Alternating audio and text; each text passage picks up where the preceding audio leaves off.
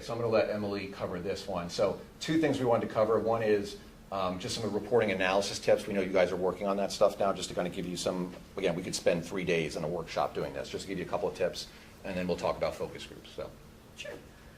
So I understand you guys have a quantitative survey in the field now, is that correct? So we thought we'd focus on more of the reporting side, so when you get that time when you're done with your data collection, you have some tips to think about when you're doing your report.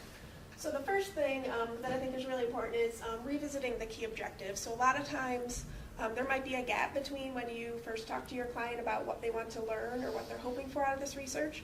So it's good to both revisit them internally within your groups and also with the client, just letting them know what to expect.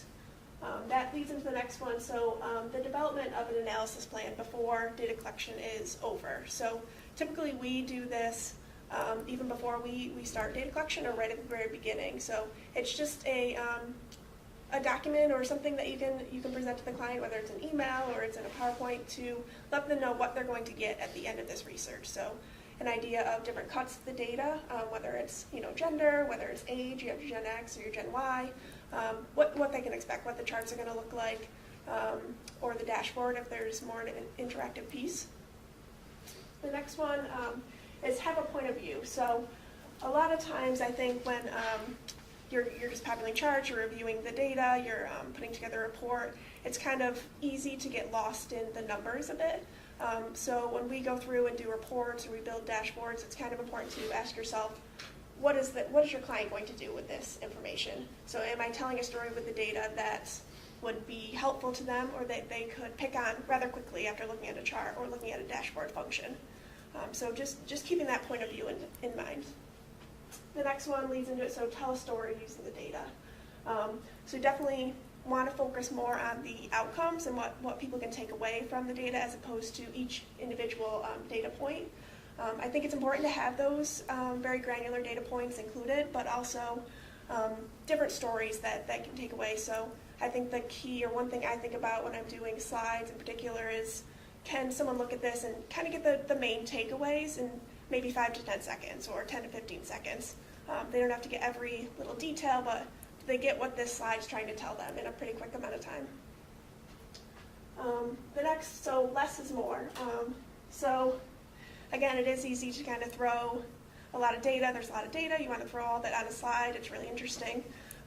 But any way to streamline that so again, people can look at it pretty quickly and pick up main messages. And there is an appendix, which I'll touch on, but that can have more of the detailed data in there. But just keep that in mind, less is more as you go through. So be consistent. That's the next one. So a lot of times when we're working on deliverables, we use, whether it's the client's color, so usually they have the template that has certain colors, certain fonts, certain font sizes.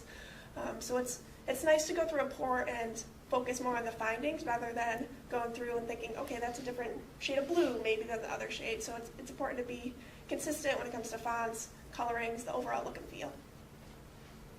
The next, replace text with images when possible. So I think, especially in the past couple of years, this has become more of a point. So even if you have text on the page, throwing maybe a little graphic in there. So if you're talking about maybe doctors or something, throwing a little symbol on there that notes doctors. Just so, again, the client can look at it and say, okay, the doctors are a key group here. They really like this product, or this is popular among millennials, or something like that. Throwing symbols in there really break out the numbers in the text. So anytime you can do that, I think that's important as well. And then the last, these are things that we always include in each report. So you always want to make sure you have the objectives in there, just so everybody knows why you completed this research and what you're hoping to get out of it.